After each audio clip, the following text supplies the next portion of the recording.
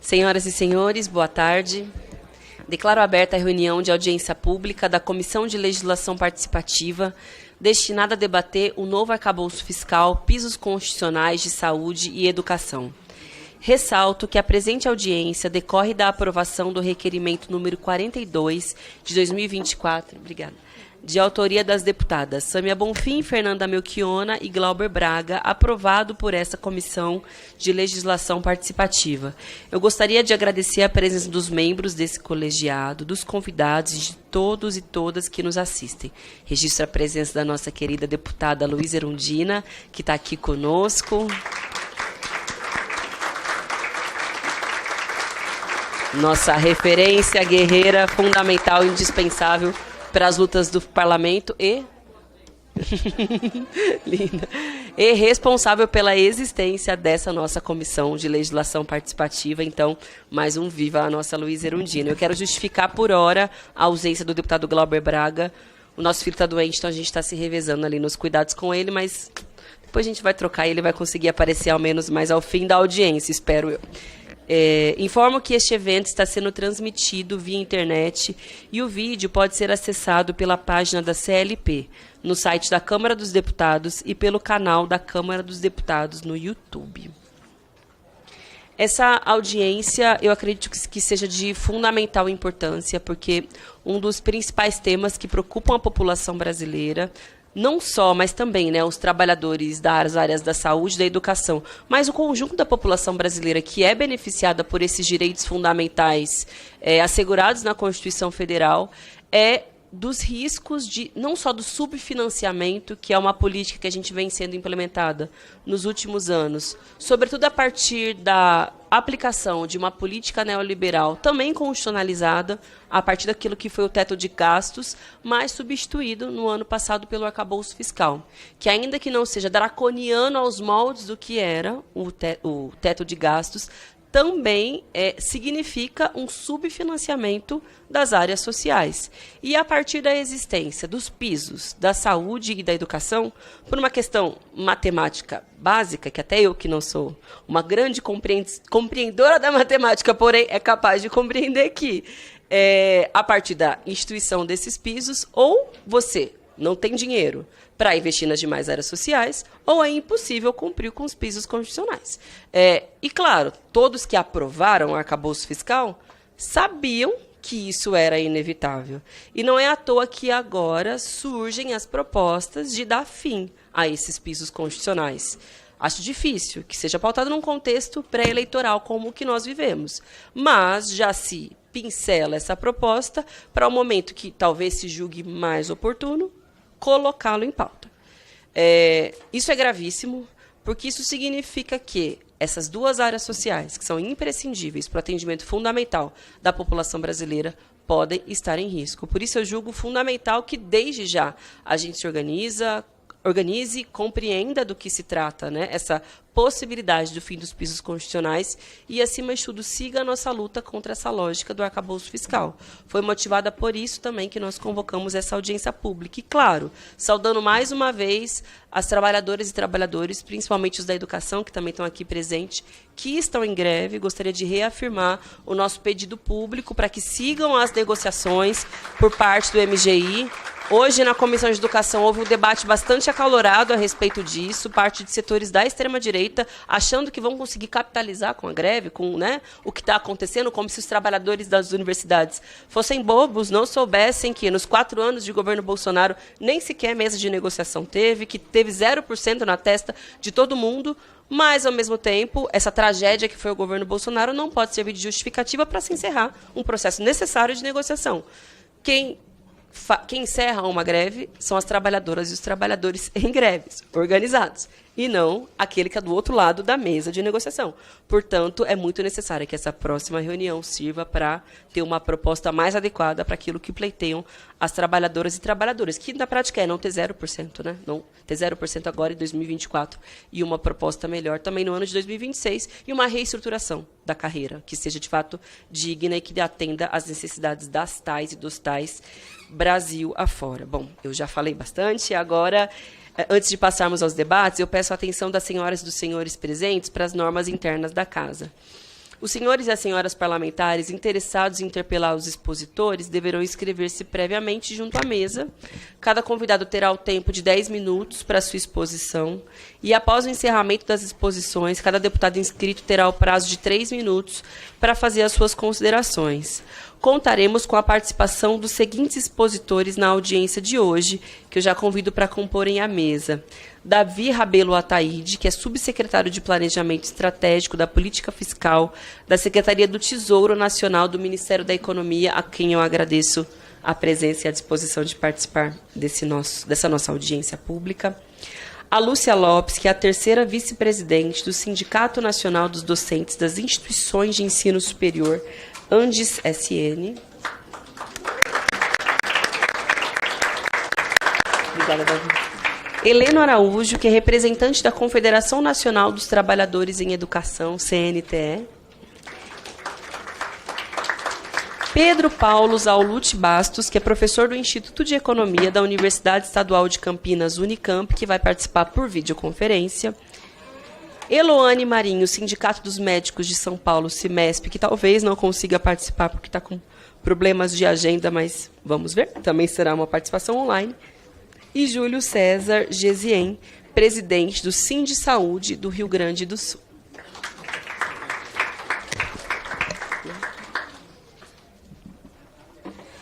Agora eu passo a palavra. Obrigada pela sua presença. Tudo bom?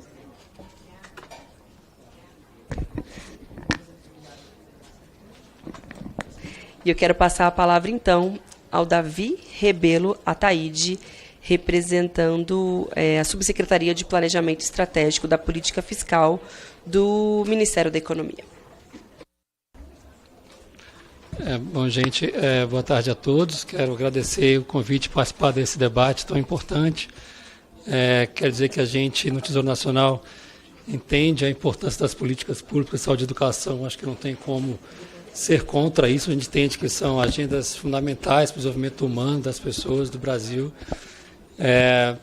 A questão é que no Tesouro Nacional a gente, obviamente, tem uma preocupação com a condução da política fiscal, com o equilíbrio das contas públicas, que é uma agenda que o ministro da Fazenda, Fernando Haddad, tem dado bastante destaque.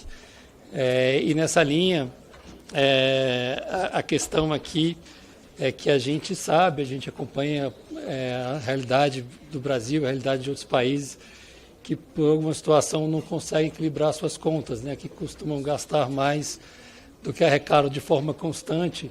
E a gente sabe que um cenário como esse acaba levando a um crescimento do endividamento público. Isso leva a algumas consequências desagradáveis e ruins para a economia de um país que acaba afetando as pessoas mais vulneráveis, as pessoas que dependem de renda. Então, um país que realmente tem dificuldade para equilibrar suas contas, acho que o microfone não está ficando. Acho que está. Melhorou, gente? Não.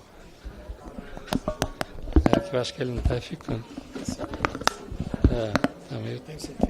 Será que nós temos um microfone sem fio? Ou, de repente, aumentar o volume do microfone dele, que está meio bambo?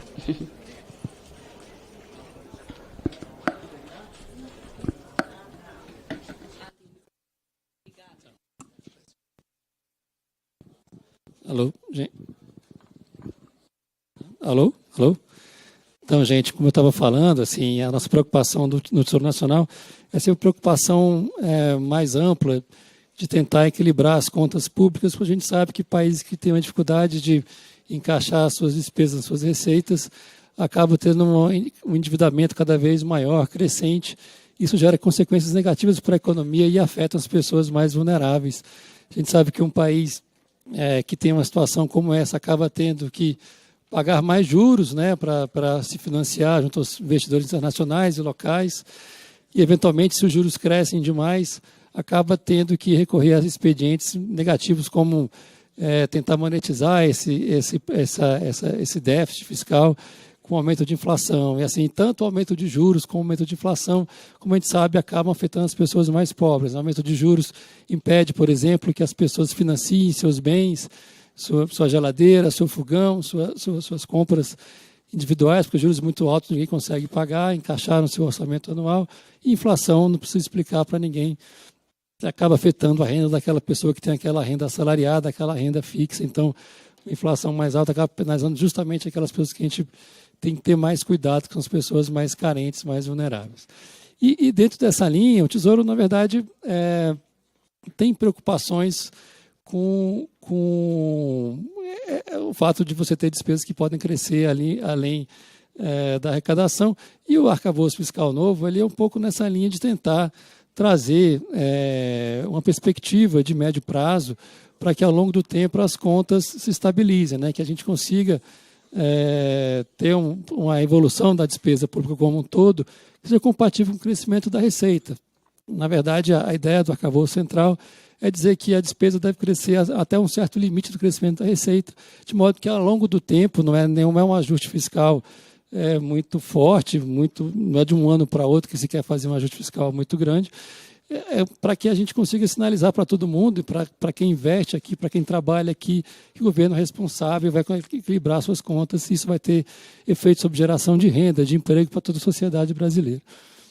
Então é um pouco nessa linha que se pensou o arcabouço e de fato ele conseguiu tirar um pouco do risco de insolvência das contas públicas que a gente tem atualmente. Mas é importante lembrar que a gente tem uma sequência de déficits fiscais no governo central, no governo federal, desde 2014. Então a gente teve um episódio de superávit primário em 22, bastante pontual, e a gente está buscando isso de forma bastante gradual, bastante responsável, trazer de volta o equilíbrio fiscal. E nessa linha, assim, a gente no Tesouro faz alguns estudos, de fato, sobre diversas despesas públicas. Assim, nossa ideia, como eu falei aqui, não é tratar de mérito de despesa pública, não é o papel do Tesouro, isso cabe aos ministérios setoriais avaliarem isso. Mas o que a gente entende, assim, é que, sendo bem técnico, tá, gente, a ideia aqui não é ser dono da verdade, é realmente trazer para o debate, a discussão, é que, eventualmente, para a gente, não nos parece tecnicamente muito correto você vincular despesas a receitas, que é a situação dos mínimos de saúde e educação. Assim, mas não estou dizendo que há uma discussão nesse sentido, estou dizendo que, tecnicamente, talvez haja mecanismos que sejam mais confiáveis de você garantir o financiamento de uma política pública do que vinculá-los a receitas, né? Então, por que eu falo isso? Porque a receita varia de acordo com o crescimento da economia, por exemplo, né? Então, se eu tenho uma despesa que varia com o crescimento da economia, por exemplo, saúde. Vamos imaginar uma situação de saúde onde eu tenho, beleza, todo mundo, a economia está crescendo, a receita está crescendo, e aí eu gasto mais com saúde. Mas talvez tenha um grupo de pessoas que, quando a economia cresce, as pessoas se empregam, elas consigam, por exemplo, contratar um plano de saúde privado e pagar. Mas numa situação, por exemplo, de crise econômica, onde a receita cai, essas pessoas que perderam o emprego, eventualmente por causa da crise econômica, não têm mais condição de pagar um plano de saúde privado. Vão recorrer a um plano, ao SUS, por exemplo, para ter seu financiamento de saúde. Então, ter um piso que eventualmente vai diminuir porque a receita caiu, acaba sendo contrassensual, na medida que você precisa ter mais recursos públicos numa situação de crise para atender as pessoas que não podem mais, por um desemprego, uma perda efetiva de renda momentânea, se financiar a sua saúde, tem que recorrer ao sistema público. Então, a ideia é um pouco que a gente discute, às vezes, no Tesouro, é ter um mecanismo mais efetivo de garantir previsibilidade e até uma certa constância no financiamento, tanto da saúde como da educação. Assim, por que eu vou estar sujeito a me financiar uma política pública tão importante, sujeita a variações que não estão no nosso controle?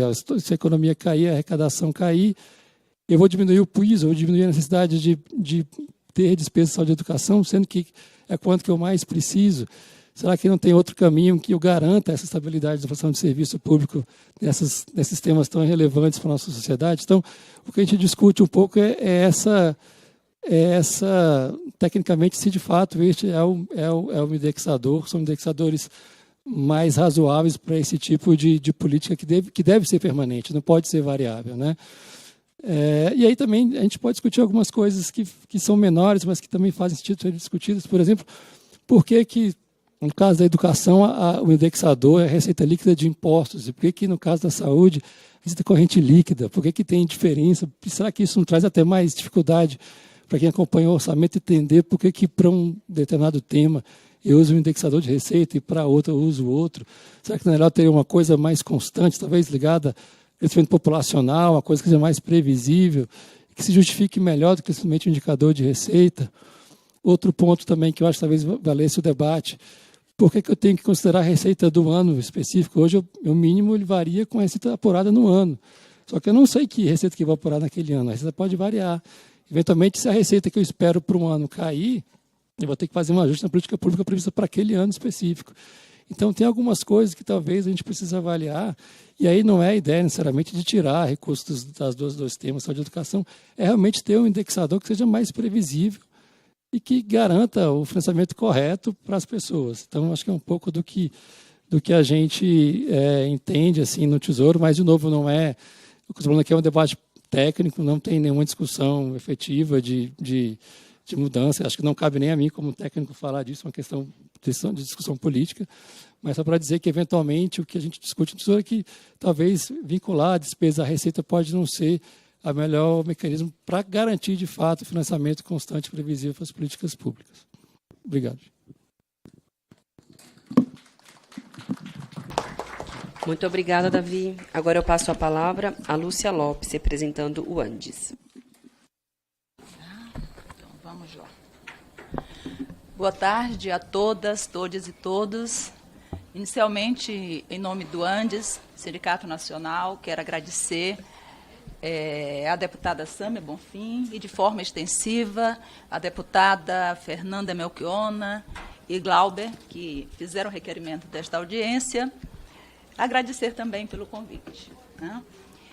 E quero dizer a todas as pessoas que nos ouvem aqui presencialmente neste plenário e também que nos ouvem pelas redes sociais, que a greve federal da educação hoje completa 85 dias para os técnicos administrativo da educação e 51 dias para os docentes da base do Andes. É uma greve que segue forte em defesa das universidades, dos institutos federais e Cefetes, e que tem como reivindicações centrais mais recursos para a educação e valorização dos trabalhadores e trabalhadoras dessa área. Dito isso, em relação ao tema novo arcabouço fiscal e os pisos constitucionais de saúde e educação, eu começo dizendo que o chamado regime fiscal sustentável, também conhecido como novo arcabouço fiscal, que chamarei daqui por diante NAF, de novo, ele não tem nada a não ser a forma de estabelecer o limite de gastos sociais. Digo isso porque esse é um regime que dá continuidade à política de austeridade fiscal, uma política que vem sendo adotada no Brasil há alguns anos e que se caracteriza, sobretudo, pela redução de gastos sociais, pela desoneração tributária e preservação da poupança dos mais ricos e, sobretudo, pelo forte direcionamento do orçamento público para as despesas da dívida pública. A previsão de receitas e despesas para 2024, em valores nominais de janeiro, de 5,4 trilhões do orçamento da Seguridade Social e fiscal, com a destinação de 2,4 trilhões para as despesas da dívida, ou seja, 46%, materializam essa afirmação. Se adotarmos a base conceitual de austeridade de Stedweck, aquela ministra professora que não negocia com grevistas, Pedro Rossi e Flávio Arantes, da coletânea Economia para Poucos, o NAF, com uma política de austeridade, é uma decisão política que implica corte de gastos sociais e privação de acesso aos direitos. Assim, é preciso dizer que no Brasil a classe trabalhadora amarga os malefícios da austeridade, sobretudo desde os anos de 1990, numa combinação de contrarreformas do Estado e de seu aparelho com ajuste fiscal permanente. A emenda constitucional 95, ela apenas recrudesceu esta política de austeridade. E mesmo com a sua interrupção em 2023, provocou grandes desmontes das políticas sociais e esvaziou os pisos mínimos de educação e saúde. Segundo Mauro Sala, um professor pesquisador do Instituto Federal de São Paulo, utilizando os dados do relatório resumido da execução orçamentária do Tesouro Nacional, entre 2017 e 2022, o financiamento da educação retrocedeu em 28 bilhões, com perdas acumuladas com mais de 57 bilhões neste período. Se formos utilizar os dados do Siga Brasil, que eu particularmente utilizo nas minhas pesquisas, o que foi destinado para a função de educação em valores deflacionados com os valores de dezembro de 2023, nós podemos perceber que o ano de 2015 foi o ano, nos últimos 9, que teve a melhor relação do que foi destinado para a educação na relação com os orçamentos fiscal e da Seguridade Social. Em 2015, portanto, foi autorizado 192 bilhões e foi executado 147 bilhões na função da educação. Se considerarmos o orçamento pago, totalmente executado naquele ano, a proporção da participação da educação em relação ao orçamento fiscal e da Seguridade Social correspondeu a 5,23%. Esta é a melhor relação dos últimos 9 anos. Com a emenda constitucional 95, esta relação decresceu. Em 2020, nós tivemos 140 bilhões autorizados para a função de educação, 112 efetivamente pagos, e esta relação, participação da educação no orçamento da Seguridade Social, mais orçamento fiscal, caiu, particularmente em relação ao pago, 3,13%. E, nos anos subsequentes, a relação não voltou a alcançar os 5,23%, mesmo no primeiro ano do governo Lula, que disse que a prioridade da educação era inquestionável. Em 2023, nós tivemos uma destinação de 159 bilhões para a função educação, 135 foram pagos efetivamente. A relação entre o orçamento fiscal e da Seguridade Social, que correspondeu a 3 trilhões e 49 bilhões, ficou em 4,44%. E agora, para o ano de 2024, em valores nominais de janeiro deste ano, o que foi destinado para a função educação na LOA corresponde a 155 bilhões. Ora, para um orçamento de 5,4 trilhões, a proporção direta em valores nominais vai corresponder a 2,8%. E é preciso dizer que a redução do investimento em educação provoca uma grande precarização e acelera a privatização da educação. Os dados do Censo da Educação Superior de 2022 vão nos mostrar um pouco isso. Por exemplo, em 2017, havia 2.108 cursos de graduação à distância. Em 2022, esse número passou para 9.186, um crescimento de 189,19%. Em relação às vagas oferecidas por estes cursos, em 2017, eram 4.700.000. Em 2022, isso saltou para 17.170.000, um crescimento de 139%. E o que ocorreu com os cursos de graduação presencial, segundo o censo oficial do governo? Em relação às vagas, em 2017, dos cursos presenciais de graduação, havia 6.075.000 vagas. Houve um decréscimo de menos 7%. Para 2022. Em relação à relação público e privado, nós vamos ter matrículas em curso superior de graduação em instituições públicas em 2017, 2.045.000. Em 2022, 2.076.000, um crescimento de apenas 1,5%. Já em relação às matrículas de graduação em instituições privadas, Em 2017, eram 6.241.000. Em 2022, 7.367.000, um crescimento de mais 15,28%.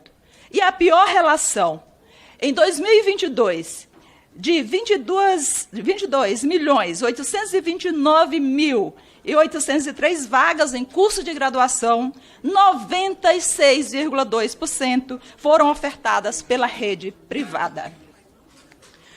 Durante este período, por um conjunto de fatores, inclusive pelo sucateamento das universidades, estas universidades se tornaram menos atrativas. O Enem é uma demonstração. Em 2016, 6.136.000 estudantes participaram do Enem. Em 2022, esse número caiu em 61%, correspondendo apenas a 2.394.000 estudantes. O custo de recursos públicos para a educação, portanto, acelera a privatização, desqualifica os serviços e mercadoriza os direitos. Isso revela que a política de austeridade é austericida e aprofunda a desigualdade social. E por que o NAF ameaça os pisos de educação e saúde? Primeiro, porque as regras sobre os pisos, né, e as regras do NAF são incompatíveis. Enquanto a Constituição determina, no seu artigo 198, que a União deve destinar 15% da receita corrente líquida do exercício financeiro para a saúde, e no artigo 212, que a União deve aplicar anualmente, nunca menos do que 18%, os estados, Distrito Federal e município, 25% da receita resultante de impostos, nós vamos ter o NAF, que, na realidade, delimita o crescimento das despesas proporcional ao crescimento da receita, na proporção, né, de 70% da variação da receita do ano anterior, se as metas fiscais foram cumpridas, ou 50% se essas metas não forem cumpridas. E num crescimento que nunca deve sair do intervalo de 0,6% a 2,5%. Portanto, essas regras são incompatíveis. E considerando que as metas estabelecidas para o ano de 2024, 2025, 2026 criam cenários super difíceis e complicados para os investimentos sociais, o governo tem apontado algumas alternativas, na minha avaliação, né, de quem está fazendo esse debate no âmbito do Andes e de outras instituições, todas prejudiciais à classe trabalhadora. A primeira alternativa, para que o governo pudesse cumprir as metas que estabeleceu e continuar com a política de austeridade fiscal, ele fez, primeiro, um recurso ao TCU, para que em 2023 pudesse aplicar sobre os pisos de saúde e educação as regras anteriores que ele criticou da emenda constitucional 95. E o TCU autorizou que isso fosse feito. Isso significou, no mínimo, 3 bilhões a menos para a saúde, por exemplo. Outra saída é a ameaça de recrudescer a austeridade, difundindo a ideia de mudança dos pisos constitucionais de saúde e de educação e a desvinculação dos benefícios do regime geral de previdência e do BPC, do salário mínimo, o que provocará uma situação extremamente delicada se considerarmos que, em relação ao BPC e aos benefícios previdenciários, nós vamos ter aproximadamente 40 milhões de benefícios em manutenção, juntando esses dois benefícios. E destes, mais de 78% correspondendo ao valor de um salário mínimo. Se essas regras se modificam, isso significa mais fome, mais desigualdade para este grupo de pessoas que não é pequeno. Se a gente considerar que quase 40 milhões serão atingidos diretamente, e estas pessoas têm famílias e os seus dependentes, aumentam consideravelmente essa quantidade de pessoas. Portanto, a terceira regra, a terceira alternativa que o governo está buscando é a redução de gastos ao limite insuportável em determinadas áreas, como em relação à recomposição salarial dos servidores públicos. A greve da educação federal é reveladora quanto isso. O 0% em 2024 é inaceitável e vergonhoso, mas expressa a proposta do governo. Portanto, as alternativas governamentais são quebrar os pisos e outras conquistas constitucionais, aumentar o arroz salarial para manter a austeridade e cumprir as metas fiscais. Isto se chama austericídio, não é uma alternativa. Se a gente for analisar, neste momento, o nosso desafio é enorme. Não apenas defender os pisos constitucionais de saúde e educação, mas defender mais recursos para a educação e para a saúde desde já. Em relação à educação, o que está sendo destinado como os 155 bilhões, né, para a função educação, deste 40 bilhões e 500 milhões para o ensino superior, e destes 14 bilhões efetivamente para a função essencial da educação, aquilo que é destinado para as bolsas, para a educação propriamente dita, é um número insignificante. E deste valor de 14 bilhões, foi destinado inicialmente apenas 5 bilhões e 900 milhões para a manutenção das universidades, né? O que é... Estou terminando. O que é impossível de garantir a sustentação dessas universidades. O contexto de greve pressionou para um acréscimo de 347 bilhões, mas isso ainda é insuficiente, né? Como diz Andifes, no mínimo 8 bilhões e 500 bilhões são necessários. Nós já estamos vendo universidades, como a Universidade Federal do Rio de Janeiro, anunciando a impossibilidade de se garantir o seu funcionamento com esses recursos se não tiver uma nova alocação de recursos. E outras universidades também apontam nessa direção. Portanto, nós queremos aqui, para finalizar, fazer algumas perguntas que não queremos calar. A primeira é por que o NAF se volta exclusivamente para o controle dos gastos sociais. O NAF é apresentado por um governo que assumiu compromissos sociais em sua campanha. Por que esta casa não põe um fim à isenção do imposto de renda sobre os rendimentos de lucros e dividendos que estão isentos desde 1993? Por que não regulamenta os impostos sobre grandes fortunas? Por que não aposta em impostos progressivos? Nós sabemos que a correlação de forças é difícil aqui dentro e na sociedade. A nossa tarefa é alterá-la. Por isso, a greve da educação aponta nessa direção. Por essa razão, precisamos do apoio de parlamentares para a reabertura das negociações. A greve da educação federal se coloca como forte movimento na disputa do orçamento público e no enfrentamento do novo arcabouço fiscal. Então, fortalecer é o nosso compromisso.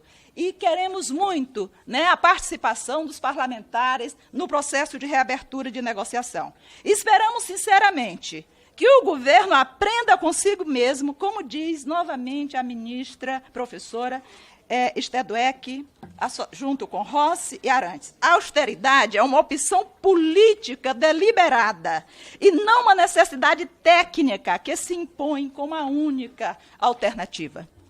Por isso, defender pisos da educação hoje significa defender formação de qualidade, consciência crítica, democracia e uma perspectiva de emancipação humana como horizonte.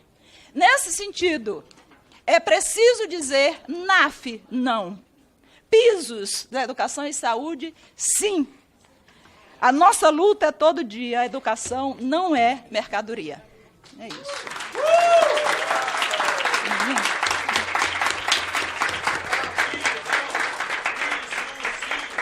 NAF não, piso sim.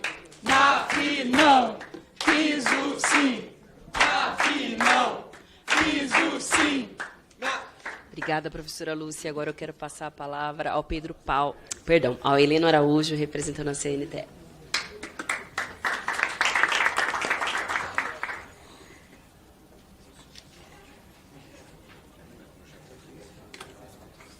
Obrigado, deputada Sâmia. Oi. Obrigado, deputada Sâmia.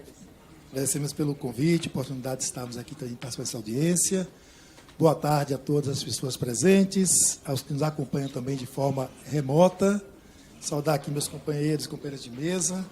Pedir licença, deputada, para falar em pé ali, que tem uma exposiçãozinha que trouxe para ajudar e deixar também o material aqui da deputada Glauber, Fernanda, propositores dessa audiência, com elementos que nós, da Confederação Nacional dos Trabalhadores em Educação, a CNTE, queremos deixar de contribuição para esse debate e também fazer as nossas reivindicações, né, necessárias. Nós estamos trazendo aqui, inicialmente, que a Constituição de 1988, né, se funda na valorização da democracia e na superação das desigualdades sociais. Mas, da Constituição de 88 para cá, nós estamos, né, na contramão do que determina a Constituição Federal. Pelo menos a opção do Estado brasileiro, ao aprovar no Congresso Nacional medidas restritivas para garantir a superação das desigualdades sociais e fortalecer a democracia em nosso país. A economia atuando contra a população brasileira. Apenas 1% da população brasileira se beneficia dessa política econômica que é implantada em nosso país. A maioria tem prejuízo nesse processo. Para nós, da educação básica, que sofremos os impactos para encaixar essa economia nesse contingenciamento constante que existe, é nos colocar num processo de competição versus a solidariedade humana como princípio defendido na LDB. A meta 7 do Plano Nacional de Educação, que impõe a nossa qualidade na educação básica por nota de matemática e português e taxa de aprovação, o PISA, que é referência internacional, né, nos coloca em condição de competição para definir recursos para quem tem melhores resultados e piorando a vida daquelas escolas, daquela população que tem os piores resultados. Então, essa prática recorrente em nosso país, que não é só do atual arcabouço fiscal, mas de políticas passadas, precisa de um basta em nosso país. Trazemos também aqui a perspectiva de que essa premissa aí do arcabouço fiscal, do atual arcabouço fiscal, ao definir, né, que no caso de superávit seja inferior à meta, vai aplicar-se o congelamento das despesas obrigatórias. E isso, deputados aqui presentes, é muito preocupante, porque se estamos falando das necessidades de 40 milhões de matrículas existentes hoje na educação básica, é bom lembrar que temos 80 milhões de brasileiros e brasileiras que não têm acesso à educação básica ou não concluíram a educação básica. Estamos falando de 120 milhões de pessoas com direito à educação e está sendo negada de forma recorrente em nosso país. E ao definir esse congelamento das despesas, quando se alcança ou não se alcança o superávit dessa medida, é ainda penalizar essa população, essa educação básica que precisa desses serviços. Com relação ao objeto dessa audiência pública, nós queremos já afirmar, pelo tempo de 10 minutos, a exigência dos trabalhadores, das trabalhadoras da educação básica pública, da nossa confederação, pela retirada, né, do piso lá da saúde e da educação do arcabouço fiscal. Então, esse trabalho tem o nosso apoio, tem a nossa mobilização para que a gente possa ter o trabalho nessa casa de cumprir essa tarefa que nós estamos colocando aqui para trabalharmos juntos nesse processo. Cada contingenciamento que é feito com essas medidas você está negando e tirando o direito à educação por não existir o financiamento adequado para aplicar essas políticas. E isso se reverte em uma situação sistêmica de descaso com a população em nosso país, com as crianças, com os nossos jovens. Os dados, os números mostram isso, e são esses dados que queremos deixar aqui, já é de conhecimento de todos, mas queremos afirmar, quanto confederação, essa situação. O atendimento de creches que estão colocados nesse processo. Vocês aprovaram aqui nesta casa, em 2014, que a gente deveria avançar no atendimento da creche para metade da demanda existente. E não conseguimos sair de 36% nesse processo. A escolaridade dos jovens e adultos, né, que está aí quase 70% da população, sem concluir o ensino médio. As manchetes que observamos 10 anos depois, que o Plano Nacional da Educação determinou avançar nos anos de estudos, é que está aumentando o número de jovens que nem estudam e nem trabalham. E essa ponta a gente precisa reverter nesse processo de luta. A questão da distorção e idade série no ensino fundamental. Outro gargalo forte colocado por falta de recursos e condições das escolas na sua infraestrutura. Ainda em mais da metade dos nossos municípios brasileiros, aquela escola que oferece a pré-escola pela manhã é a mesma estrutura, a mesma sala de aula do ensino fundamental à tarde e da educação de jovens e adultos à noite. E nessas condições não dá nem para a criança, nem para o jovem, nem para o adulto aprender. Então precisamos investir nesse processo. Questão do desafio do financiamento da educação. Vocês aprovaram em 2014, nós vibramos com isso, na meta 20, de chegar em 2024, que aqui estamos, chegar a 10% do PIB. Éramos 5,1% e estamos no mesmo lugar. Depois de 10 anos, não conseguimos avançar nesse processo. O desafio do financiamento e de investimento por parte dos entes federados. A União e os estados reduziram os investimentos em educação. E esses dados são importantes para a gente ter como base para enfrentar esse processo do arcabouço fiscal. A desvalorização do docente nas redes estaduais. No Brasil, somos 54% de contratos temporários, onde lá na Constituição diz que para atuar na escola pública tem que ser exclusivamente através de concurso público.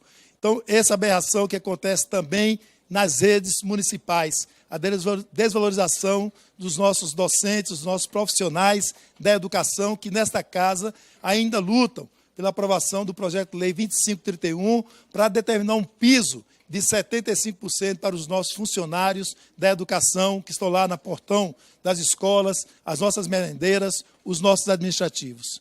O salário do magistério, que ainda continua abaixo da média nacional, e a meta 17 do PNE apontava equiparar essa média e continuamos abaixo desse processo de luta. Além disso, nas questões da saúde, que não é o campo que nós atuamos, mas eu quero destacar aqui que o déficit de atendimento de saúde, né, alcança 34% da população que não consegue acessar os serviços básicos, tem maior incidência na zona rural.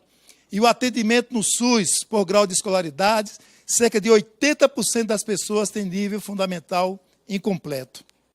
Então, dentro dessa situação sistêmica de destruição dos serviços públicos e do direito à educação e à saúde em nosso país, o que nós apresentamos aqui, deputada Sâmia, são essas reivindicações da nossa confederação e de diversas entidades que atuam conosco nesse processo. A exclusão dos pisos de saúde e educação do novo arcabouço fiscal e manutenção total dos artigos 198, 212, 212-A da Constituição, que tratam da vinculação de recursos para ambas as áreas. 2. Elevação dos impostos patrimoniais, descompressão da tabela do imposto de renda para pessoas físicas e taxação das grandes fortunas, a fim de elevar o financiamento das políticas públicas e promover o equilíbrio macroeconômico do país. A conta não pode nem deve, né, ficar sobre os pobres e a classe média desse país. 3. A aprovação do novo PNE, que, segundo informação do Ministério da Educação, está na Casa Civil e em breve chegará a esta casa. Então, para tanto, né, as despesas, os investimentos na área da educação não podem estar limitadas a esse regime fiscal ora posto para nós. 4, a retirada das despesas com as carreiras dos profissionais da educação dos limites da Lei de Responsabilidade Fiscal. E 5, a inclusão de dispositivo na Constituição que impeça o retrocesso social e promova a responsabilidade social do Estado brasileiro. Então, essas 5 propostas deixamos aqui nessa audiência para que possamos juntos fazer as mobilizações necessárias para reverter a situação que tem hoje. Precisamos de muita unidade da população brasileira, precisamos que a população se revolte contra a situação que está vivenciada, precisamos que a população brasileira ocupe as ruas desse país, e para isso nós realizamos uma marcha no dia 22 de maio, aqui em Brasília, reivindicando os direitos da classe trabalhadora e do povo brasileiro, e estamos, enquanto confederação, convidando, convocando, chamando cada uma e cada um de vocês para o próximo dia 17 de junho, que chamamos de Dia Nacional de Mobilização, com ações nos municípios, para que, de fato, nos 5.570 municípios desse país, tenhamos manifestações em frente da Câmara, em frente da Prefeitura, em frente a algum prédio público, mas que possamos ir às ruas, reivindicar os nossos direitos, para dar um basta a essa situação de descaso com a população brasileira. Firmes na luta, até a nossa vitória, que é necessária e precisa. Muito obrigada, Heleno, pela sua contribuição. Agora eu passo a palavra ao professor Pedro Paulo Zalute Bastos, da Unicamp, que vai participar por videoconferência. Estão me ouvindo? Boa tarde. Sim, boa tarde, Pedro. Boa tarde. Eu agradeço muito o convite, deputada Sâmia, deputada Fernanda Melchiona e também deputado Glauber. Me sinto muito feliz de estar participando, ainda que à distância também, de uma audiência em que a deputada Erundina também participa presencialmente. Fico muito honrado com isso. Olha, dado o tempo que eu tenho, eu vou levantar só alguns problemas centrais do arcabouço fiscal e fazer uns pedidos de esclarecimento, aproveitando aqui a presença e a participação do representante da Secretaria do Tesouro do Ministério da Fazenda, né, para ter alguns esclarecimentos públicos a respeito daquilo que circula pela imprensa e que a gente precisa saber se de fato é resultado de determinadas debates e discussões que estejam sendo feitos no Ministério da Fazenda. Eu acho que é importante para a democracia brasileira, né? Bom, o arcabouço, como já foi colocado aqui, basicamente ele substitui a lei do teto de gastos, e ele também deve ser entendido como impondo um teto sobre as despesas primárias federais. A diferença básica é que esse teto, ao contrário da lei do teto de gastos, é um teto móvel, não é? Ao contrário do teto fixo anteriormente. Só que esse teto é muito baixo. Ele é representado, como já se comentou aqui, por uma estimativa de variação das despesas no período subsequente, orçamentário, subsequente a comportamento das receitas entre julho e junho do ano anterior, mas sempre alcançando o limite máximo de 70% do total da variação das receitas, desde que as receitas cresçam uma taxa que não seja inferior a 0,86% ao ano. Porque, nesse caso, as receitas, as despesas, vão poder crescer com base no limite de gasto, de um piso de execução orçamentária de despesa de 0,5. 0,5 é 70% de 0,86% da evolução das receitas. Por outro lado, se as receitas crescerem acima de 3,57% ao ano, as receitas não vão poder crescer no limite de 70% do crescimento das receitas, porque elas têm um piso máximo de crescimento de 2,5% ao ano. O objetivo que está por trás disso é basicamente o de reduzir a relação entre a dívida pública e o PIB. Não é? Mas isso é feito basicamente mirando em uma variável específica. Não é mirando o crescimento do PIB, mas sim controlando o gasto público, independentemente da evolução da conjuntura econômica. Não é?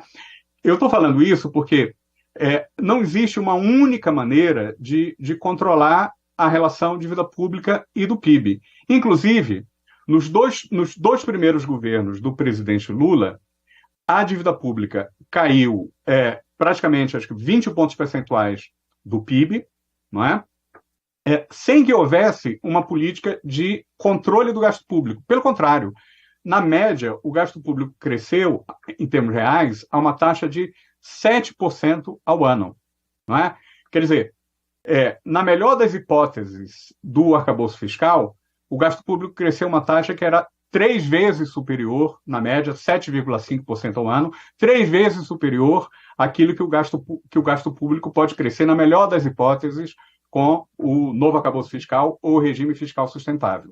Quer dizer, é possível controlar a dívida pública, a relação dívida pública e o PIB, com base no estímulo ao crescimento do PIB. E o primeiro grande problema do arcabouço fiscal é que ele tende a limitar o crescimento do PIB, porque vários estudos que investigam os motivos de crescimento da economia brasileira mostram que a economia brasileira depende muito do gasto público, particularmente do investimento público, mas o gasto público ele foi responsável por, basicamente, 70% do crescimento da economia brasileira entre 2003 e 2013, não é? O que significa que, se houver um limite para o crescimento do gasto público, como o limite que está colocado pelo arcabouço fiscal, você tem de colocar também um limite para o crescimento do PIB. Só que o PIB deve crescer para a dívida pública em relação ao PIB diminuir. Não é? E então, o primeiro grande problema do arcabouço fiscal é que, ao mirar o controle da relação dívida pública em relação ao PIB, através do controle do gasto público, ele não apenas escolhe uma única variável e despreza a possibilidade de estimular, por meio do gasto público, o crescimento do PIB, mas exatamente por limitar o crescimento do gasto público, tende também a limitar o crescimento do PIB, o que, por sua vez, vai ter um efeito sobre a arrecadação tributária e, por meio da vinculação do gasto público e a arrecadação tributária, tende a introduzir uma tendência de médio prazo de baixo crescimento do gasto público. Não é? Então, por exemplo, se, eventualmente, a regra do arcabouço fiscal tivesse valendo no primeiro governo Lula, nos dois primeiros governos do presidente Lula, houve um crescimento do gasto público federal em relação ao PIB de 3 pontos percentuais do PIB. Ele passou de 15% para 18% do PIB. Não é? Se, eventualmente, o arcabouço fiscal valesse entre 2003 e 2010, em vez do gasto público ter crescido de 15% para 18%, ele teria caído de 15% para 11% do PIB. Quer dizer, se tivesse caído para 11% do PIB, muito provavelmente o crescimento do PIB que nós tivemos no governo Lula, nos dois primeiros governos Lula, não teria ocorrido. Porque o crescimento do PIB foi liderado pelo crescimento do gasto público. Como eu disse, foi responsável por mais de 70% do crescimento do PIB nesse período. Né? E, por conta disso, muito provavelmente, o ritmo de crescimento do gasto público seria muito menor, não é?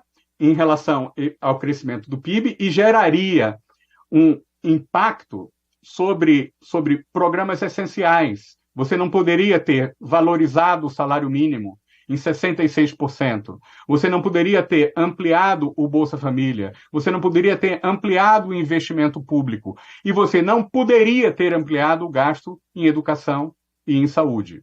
Não é? Se a gente for jogar daqui para frente a mesma estimativa para o futuro, vamos fazer uma hipótese heróica, imaginar que o NAF valesse para o conjunto do gasto público. Então, valesse também para estados e municípios. Isso é para facilitar o entendimento, né?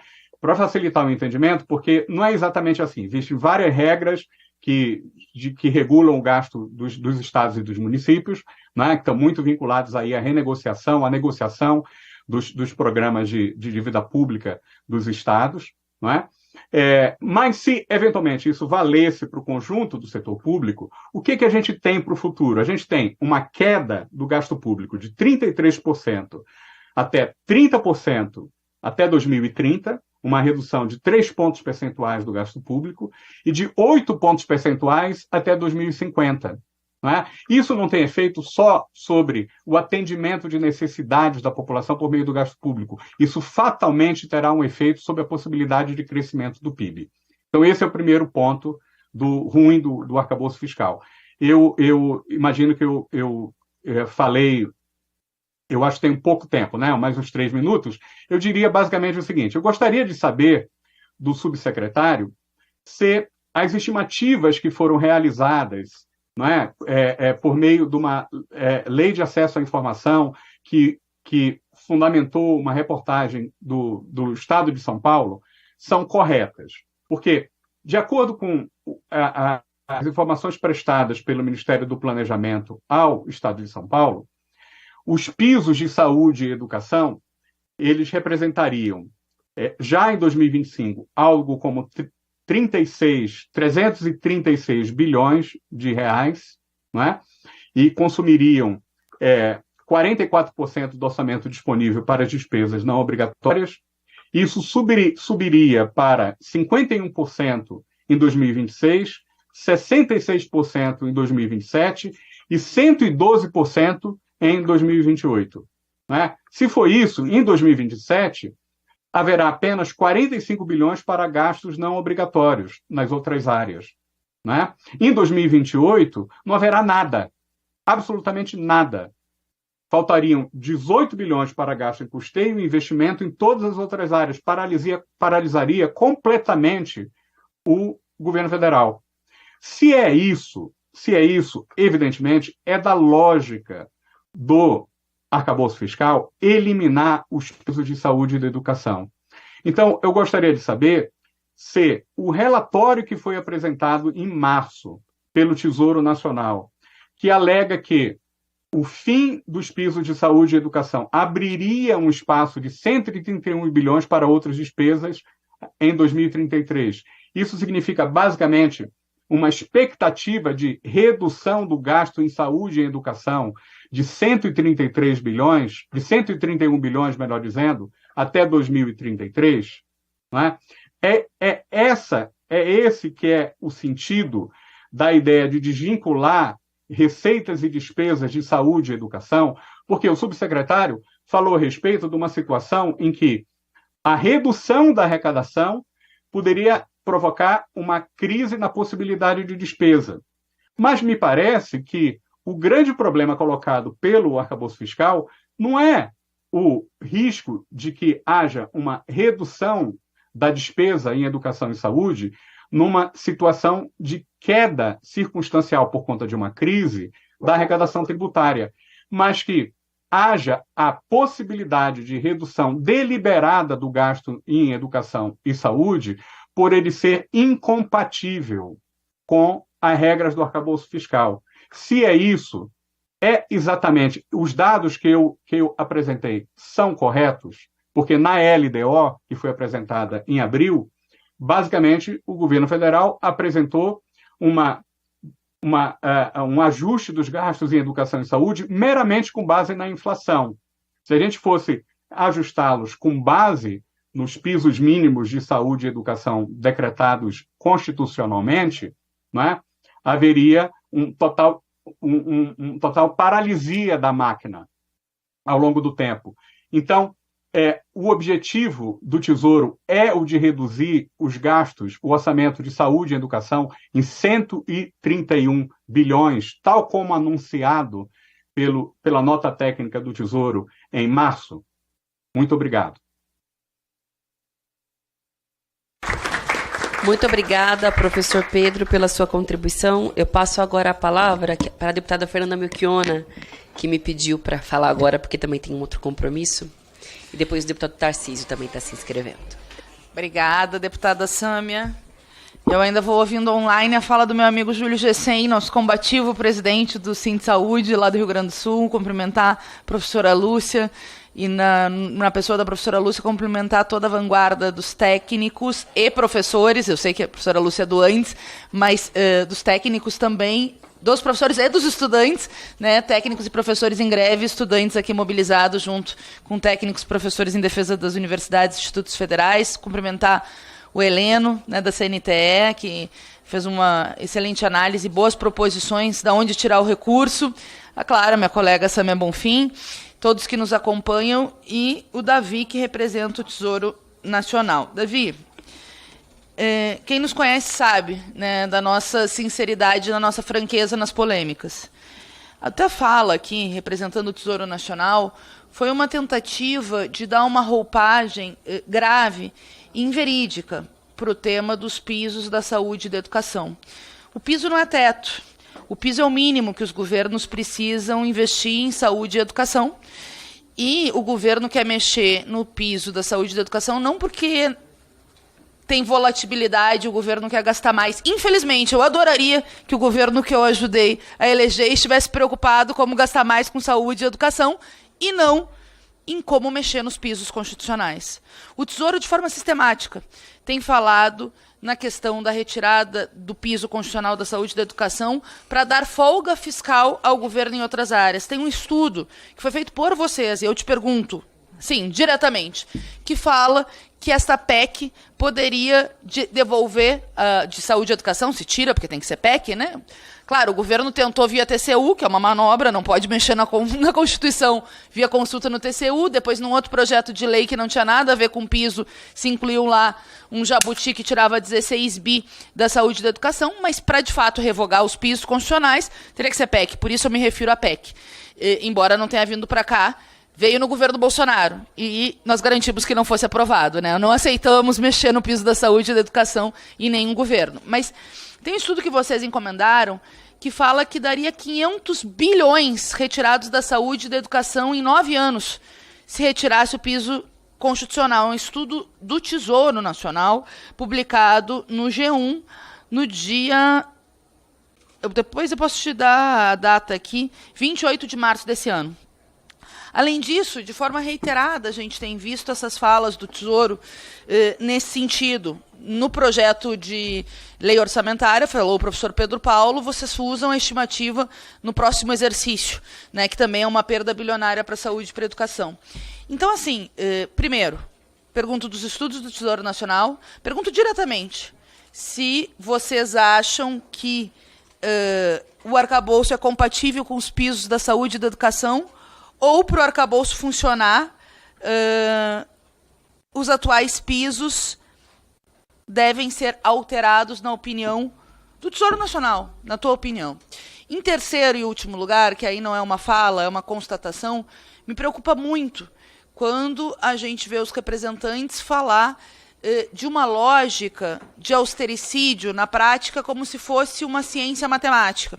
Como em qualquer matemática básica, se sabe que o arcabouço e o teto de gastos lá no Temer tem uma incidência sobre os gastos primários, que são o orçamento público, e uma farra para a dívida pública que nunca foi auditada, né? Embora essa Câmara tenha feito uma sugestão lá atrás, ainda no governo Dilma, nunca teve uma auditoria e consome metade do orçamento.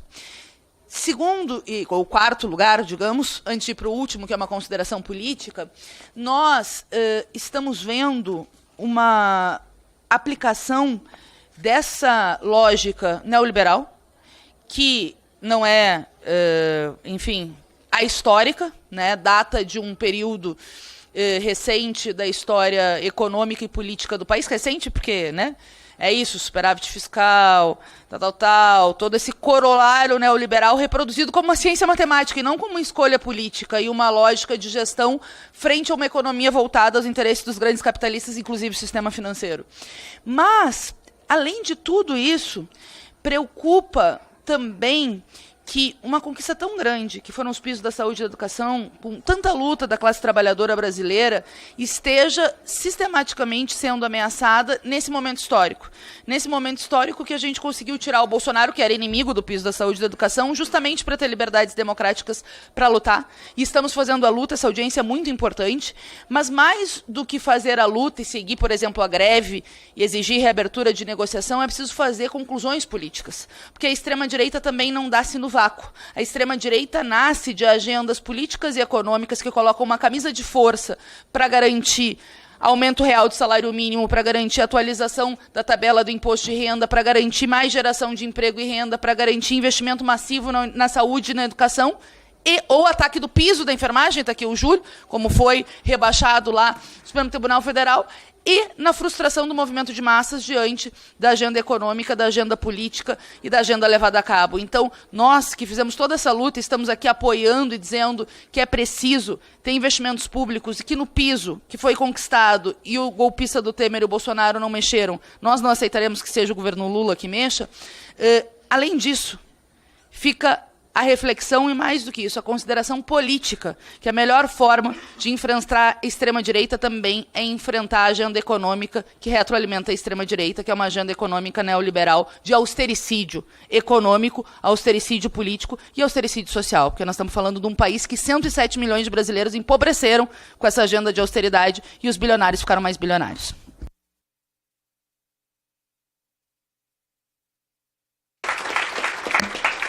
Obrigada, deputada Fernanda, que também é signatária do PLP 62 de 2024, que nós apresentamos também junto ao deputado Glauber Braga, ao Chico Alencar, ao Túlio Gadelha, Luísa Erundina e o Tarcísio Mota, que vai ser o próximo a fazer a sua intervenção, que é justamente propondo a retirada da saúde e da educação das regras do arcabouço fiscal por essa inevitabilidade de os pisos serem revistos a partir de como ela se institui. Até dialogando um pouco com a fala que o Heleno fez, né, como parte das propostas e reivindicações da CNTE.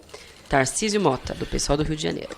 Muito obrigado, querida companheira e deputada Sâmia Bonfim. Cumprimento toda a mesa na representação dos movimentos sociais e sindicais. Cumprimento os profissionais da educação federal, servidores e estudantes que estão aqui nos assistindo. E cumprimento, né, o Davi, representando aqui a Secretaria do Tesouro Nacional. Para ser breve e poder permitir que o debate continue, eu queria falar rapidamente 4 coisas. A primeira é que dá vontade de falar para vários deputados aqui, com quem eu conversei na época da votação do novo regime fiscal sustentável, dizer assim, eu te disse, né? Eu falei, nós falamos e sustentamos nosso voto contrário dizendo isso. Entre outras coisas, era incompatível matematicamente, e olha que eu sou professor de história, matematicamente, que o novo regime fiscal convivesse com os mínimos constitucionais de saúde e educação. Mas vários deputados, especialmente da base do governo, companheiros de várias outras lutas, diziam, não, que isso, não vamos mexer nessa história. Que isso, imagina que a gente vai mexer nessa história. É uma pena. Eu não queria estar certo, eu queria ter estado errado. Eu queria ter errado naquele momento, mas não errei. E é o que a gente está vendo agora, com a exposição do Pedro Paulo falando agora. Continuamos nessa história. Nós falamos. E é imperioso que a gente faça o debate na política sobre qual é a saída para essa incompatibilidade matemática. Porque esse é o destino. Não podemos ter essa lógica de que o novo regime fiscal é um dado da natureza e que agora não pode ser contestado e é inevitável. Nós precisamos avançar para isso. Porque, é claro, se será necessário liberar recursos, significa diminuir recursos das áreas de saúde e educação. E aí voltamos ao debate. Porque o Constituinte, quando decidiu vincular recursos mínimos para a saúde e educação, é porque identificavam que essas áreas eram absolutamente necessárias para o enfrentamento das desigualdades sociais vivendo no Brasil e para a garantia dos direitos mais básicos. O direito à saúde, o direito ao conhecimento. Nós sabemos que esses não são os únicos direitos da população. Mas nós sabemos, e aqui eu chego já no terceiro ponto, qual é o efeito de acabar com os mínimos de saúde e educação. é ter menos recursos para a saúde e educação. E este efeito não se dará apenas no governo federal, se dará em efeito cascata sobre estados e municípios. E eu, que venho de rede municipal, de rede estadual, que venho de sindicato estadual antes de me tornar professor da rede federal, lutei por muitos anos contra governos que acho que ganhavam um prêmio, tão perto do menor, do mínimo eles ficavam, 25,01, 25,001, aí devia ganhar prêmio. E como, inclusive, prefeituras como a Prefeitura do Rio, durante anos manipulavam gastos para gastar menos do que o mínimo constitucional e, assim, liberar recursos para outras coisas. Este efeito seguirá ao processo que a gente está discutindo aqui agora e nós não podemos deixar isso acontecer. E aí, eu quero dizer o último ponto nesses 20 segundos. Eu, por várias vezes, usei essa frase. Para os pobres, para os trabalhadores, não basta o mínimo. Para os trabalhadores desse país, não basta o mínimo. E o problema é que hoje nós estamos em luta para que não retirem o mínimo. Isso é inadmissível para um governo que é nosso. Isso é inadmissível para um governo que é nosso. E isso é inadmissível para o Estado brasileiro.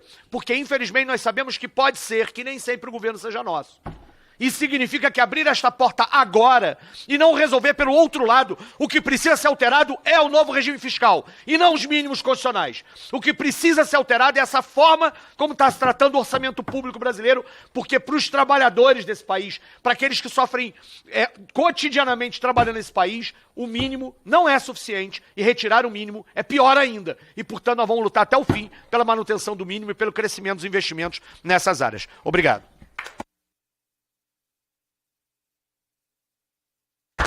Muito obrigada, deputado Tarcísio. Agora eu passo a palavra ao Júlio César, que é presidente do Sindisaúde do Rio Grande do Sul, e queremos mais uma vez, evidentemente, registrar toda a nossa solidariedade ao povo gaúcho diante, não é nem tragédia climática, né, mas das consequências de uma política ambiental desastrosa, destrutiva. Toda a nossa solidariedade, nosso apoio e a nossa luta. Tamo junto. Sâmia, muito obrigado. Uma satisfação enorme poder estar aqui, ver a companheira gaúcha, e a gente poderia, depois de tantos dados, seguir nesta mesma linha, mas eu vou me dar o direito, Sâmia, de comentar do resultado para aonde a gente está discutindo de fato.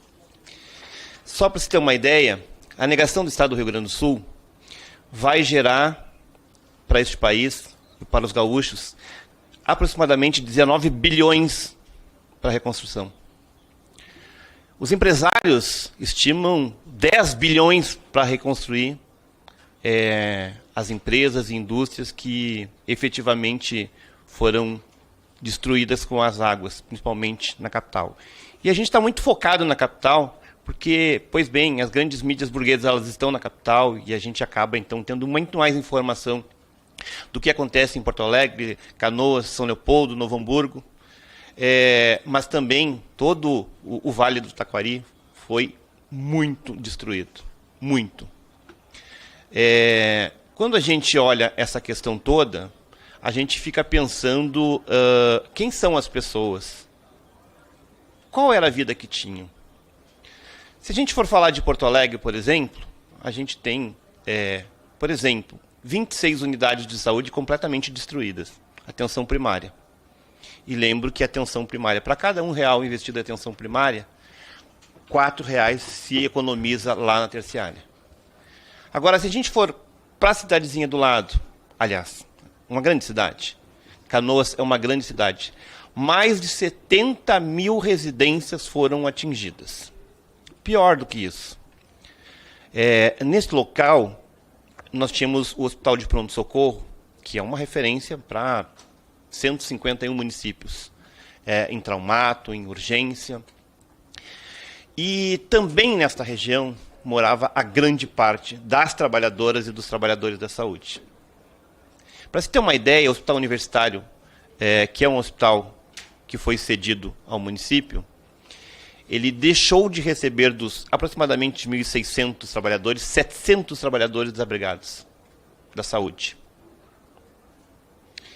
E quando eu digo isso, é porque a gente está falando principalmente de trabalhadoras da saúde. 80% dos trabalhadores em saúde são mulheres. E eu digo isso, e não posso perder este link, porque, na verdade, a gente tem uma luta histórica pelo piso da enfermagem. São mais de 30 anos brigando para uma mixaria. O projeto inicial do contrato trazia um piso para o enfermeiro de R$7 mil, que acabou se reconstruindo em 4.300. Mas se a gente for falar, por exemplo, nos técnicos de enfermagem, que é a grande massa trabalhadora, que está do lado do leito de todo paciente, todo mundo que precisa de um hospital, do Sistema Único de Saúde, vai ter muito mais contato de um técnico de enfermagem, de uma técnica de enfermagem, do que propriamente com um médico, que vai dar uma passadinha lá de vez em quando, vai te dizer o seguinte: medica isso, medica aquilo. E essa fala toda que a gente faz é para dizer que esta construção toda de piso da enfermagem, e a gente não está falando do piso federal, a gente está falando de uma parte do investimento em saúde, ainda hoje, passado um ano, é a vergonha da vergonha pelo Ministério da Saúde. Só para se ter uma ideia, tem trabalhadoras, e não são poucas, que sequer receberam a parcela de maio de 2023. Porque o Ministério da Saúde até hoje não conseguiu organizar uma prestação, um ajuste de contas através de uma portaria que era para sair em fevereiro, que era para sair em abril e que até agora não saiu. Não diferente disso, deve ser o país como um todo, porque nós não somos os mais endeusados que temos tão somente esses problemas. Então nós temos mães de família que acabam tendo que trabalhar em 2, 3 e, pasmem, eu já vi colega trabalhando em 4 empregos para manter uma casa. Porque muitas delas são mães solos. E tudo isto, toda essa questão que a gente está vendo de negação do Estado, eu digo Estado enquanto as esferas, a negação em Porto Alegre, com um sistema que era robusto de proteção, e por causa de uma negação, as bombas todas não funcionavam, as portas que eram para proteger não protegeram, e a gente acabou assistindo este processo todo que aproveito aqui para dizer muito obrigado, Brasil. Vocês foram extremamente solidários. Aquilo tudo que a gente esperava dos nossos governantes, a gente viu do nosso povo. De nós mesmos. Afinal de contas, é um povo que luta muito. E muito nós ajudamos, Berna. Muito fizemos isso. Por exemplo, na nossa entidade, Sâmia, nós entregamos mais de 40 mil marmitas, em parceria com o DCE da URCS, Cinto Saúde, DCE. Então, eu estou falando toda essa fala, que isto é o resultado. Isto é o resultado que quebrar o piso da saúde, quebrar o piso da educação, vai levar. Porque a gente está dizendo que não vai ter mais investimento. E sabe quando que a gente dizia? Enquanto os deputados falavam isso aqui o ano passado, nós tivemos a oportunidade de estar no Senado. A gente disse, precisa retirar o piso da enfermagem, o piso da educação do arcabouço fiscal. E lá estava a Débora Cardoso. E ela disse, não há necessidade alguma de nós retirarmos. É sustentável. É mesmo?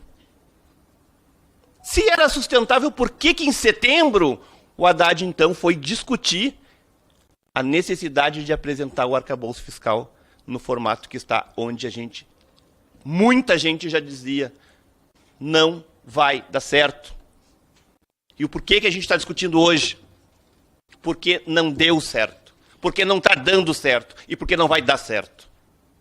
Se hoje nós temos mais de 150 milhões de brasileiros que precisam do Sistema Único de Saúde, que se demonstrou extremamente potente durante a pandemia, onde mais de 700 mil pessoas, brasileiros, brasileiras, perderam a vida por causa da negação.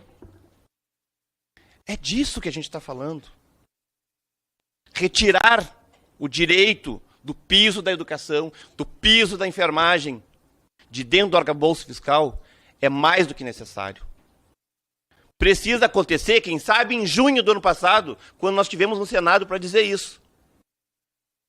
Como pode um profissional de nível médio, lá do estado do Rio Grande do Sul, eletricista, vir ao Senado e dizer: não vai dar certo, enquanto a gente tem milhares de profissionais técnicos altamente capacitados que não conseguem perceber que não retirar esses 2 pisos do arcabouço fiscal é menos política pública para todo o país, é menos saúde pública, é menos sistema único de saúde. O sistema que foi potencializado em 88 e agora simplesmente está sendo destruído. E já vinha acontecendo por conta das privatizações. Para você ter uma ideia, Porto Alegre hoje tem 86% da atenção primária na mão da iniciativa privada. Tudo terceirizado. 72% dos leitos no Rio Grande do Sul são privados ou filantrópicos. É esta saúde pública que nós queremos para o nosso povo? As mulheres da enfermagem realmente precisam do piso da enfermagem. Nós sabemos que isto acaba impulsionando, apertando, amassando o investimento em saúde. Mas não é aceitável que uma luta de mais de 30 anos se perca por conta de irresponsabilidade na criação do arcabouço fiscal. Era isso.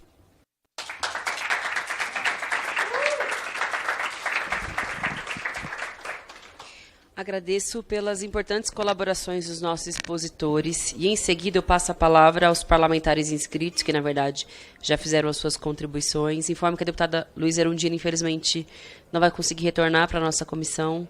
Até registrar aqui o nosso repúdio, mais uma vez, aos bolsonaristas dessa Câmara, aos excessos absurdos da extrema-direita na Comissão de Direitos Humanos, para a qual ela se dirigiu depois que estava aqui, para ler um relatório de um projeto dela que estava em pauta. Eles barbarizaram tanto que a nossa deputada, infelizmente, passou mal e se encontra agora no DEMED. Assim, é absolutamente inadmissível.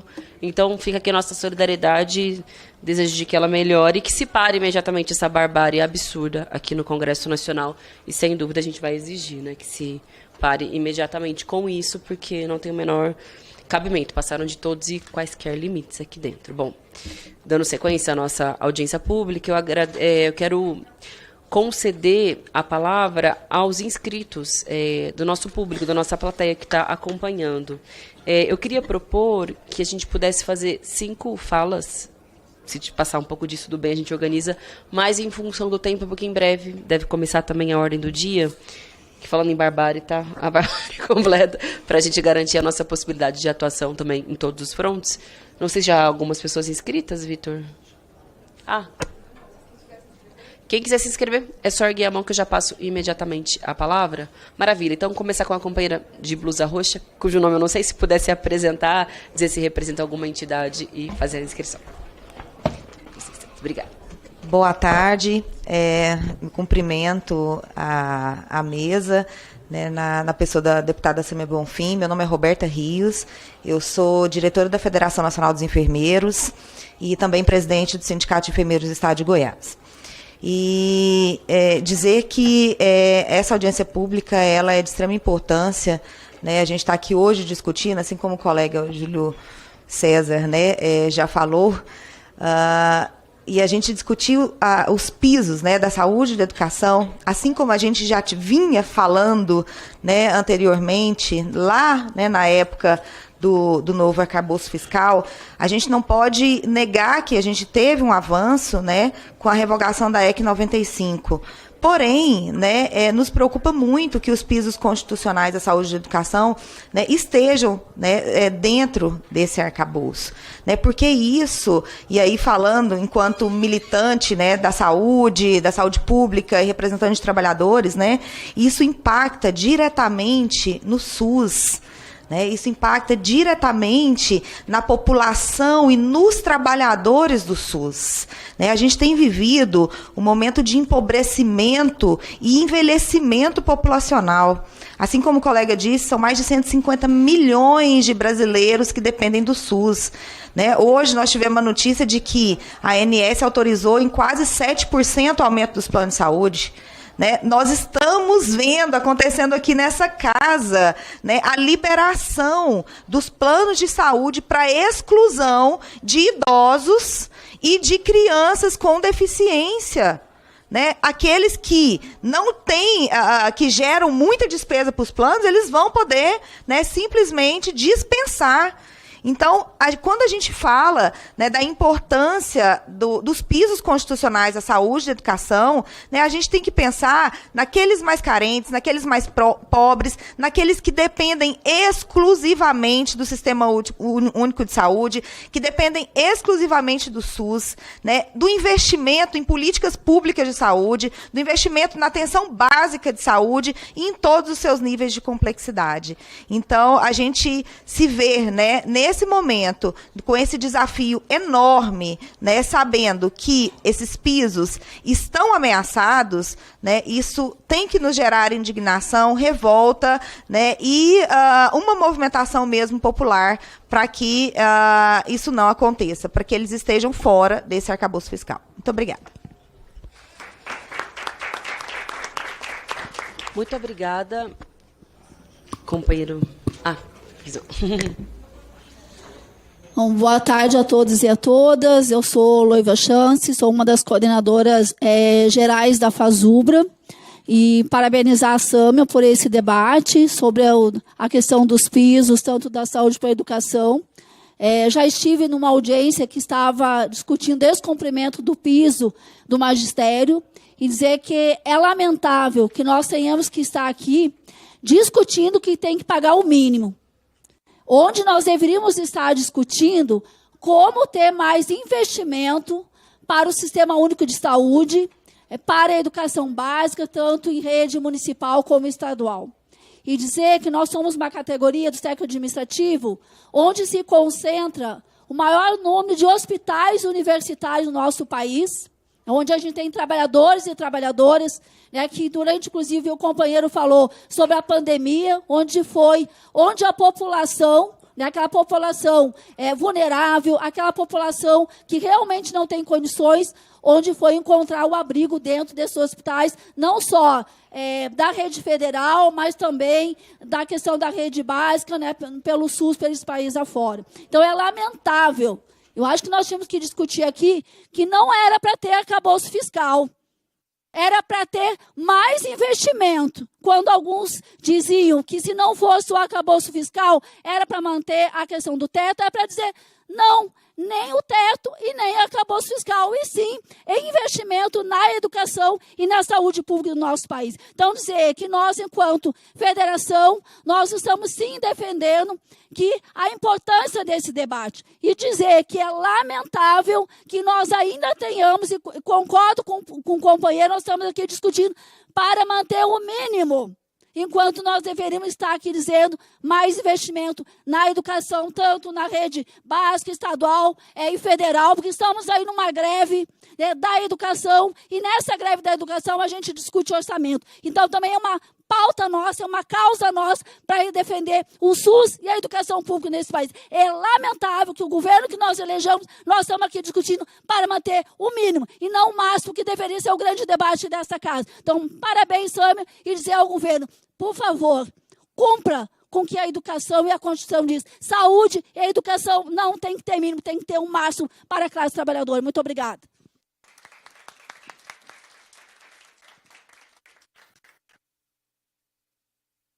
Boa tarde. Boa tarde a todos, todas e todes. Meu nome é Marco Henrique, eu sou servidor público técnico administrativo da Universidade Federal da Grande Dourados, no estado de Mato Grosso do Sul. Eu quero saudar aqui as pessoas componentes da mesa pelo debate e congratular essa comissão pela propositura dessa audiência, nas pessoas das nossas deputadas Sâmia, Fernando, nosso deputado Glauber, também o Tarcísio, a Luiz Erundina, esses parlamentares e essas parlamentares tão combativos, né, que atuam apesar de todas as dificuldades inerentes desse espaço, a nossa solidariedade, inclusive. E esse debate é muito importante para a gente poder enfrentar a falácia de que não existe espaço no orçamento público para a saúde e para a educação, enquanto que para o mercado financeiro, para os banqueiros e para o agronegócio, tem bilhões e bilhões. E é bom a gente lembrar que esses setores não contribuem em nada para a imensa maioria do povo brasileiro, muito pelo contrário, só estão preocupados na acumulação do seu capital, só estão preocupados em explorar a classe trabalhadora, em oprimir os povos originários, em devastar a natureza, em oprimir os camponeses e as comunidades tradicionais. Enquanto nós, trabalhadores e trabalhadoras da saúde e da educação, contribuímos para a sociedade, garantimos a efetivação dos direitos sociais, viabilizamos pesquisas que são importantíssimas para o conjunto da sociedade brasileira. E para nós o que vem sendo reservado são migalhas. A gente não vai mais aceitar isso, a gente não vai aceitar reajuste zero para o ano de 2024, a gente não vai aceitar a continuidade dessa política econômica de neoliberalismo progressista do governo federal. A gente quer um outro modelo de sociedade, a gente quer imposto sobre grandes fortunas, a gente quer a revogação da reforma da Previdência, da reforma trabalhista, a gente quer o fim dos privilégios dos banqueiros e do agronegócio. E é bom a gente lembrar que o orçamento público não é simplesmente uma matemática fria, não é apenas um cálculo. O orçamento público é, antes de mais nada, luta de classes. E o que a gente está vendo é ser privilegiado os interesses dos capitalistas em detrimento dos interesses da classe trabalhadora. A gente precisa se apropriar desse debate do orçamento público para propor as nossas medidas, para a gente fazer essa disputa. Muito obrigado, deputada Sâmia, pela propositura. E é isso, concluo.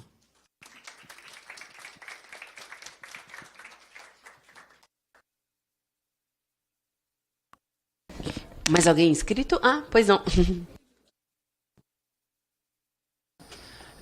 Boa tarde a todos, todas e todes. Eu me chamo Marctus. Queria, em primeiro lugar, parabenizar a Sâmia, a Fernanda, a Glauber por terem proposto, né, essa audiência pública. Acho que ela é fundamental. Queria também saudar a mesa com tantas lideranças importantes e figuras muito combativas e de luta do nosso país que demonstram qual é, de fato, o caminho para que a gente consiga continuar conquistando os nossos direitos. Eu, não sei, eu acho que eu me esqueci de me apresentar. Eu me chamo Marctus, eu sou presidente do Centro Acadêmico de História da Universidade de Brasília e eu estou aqui na posição de estudante mostrar também, né, a minha solidariedade à greve que toma hoje, que ocupa, né, as universidades federais do nosso país, falar que os estudantes eles estão com os professores, eles estão com os técnicos e estão tanto em solidariedade, mas também entendendo que essa luta tem as suas reverberações nessa parcela, né, que os estudantes hoje também vão ser um público que vai ser afetado pela política de austeridade fiscal do governo, que só enforca, de fato, os investimentos em áreas sociais, como a educação, como a saúde, e que não é razoável que um governo que foi eleito com uma agenda progressista de investimento em educação estude a possibilidade de retirada dos pisos constitucionais da saúde e da educação. Então, eu queria, inclusive, aproveitar o espaço para poder repudiar qualquer tentativa de retirada desses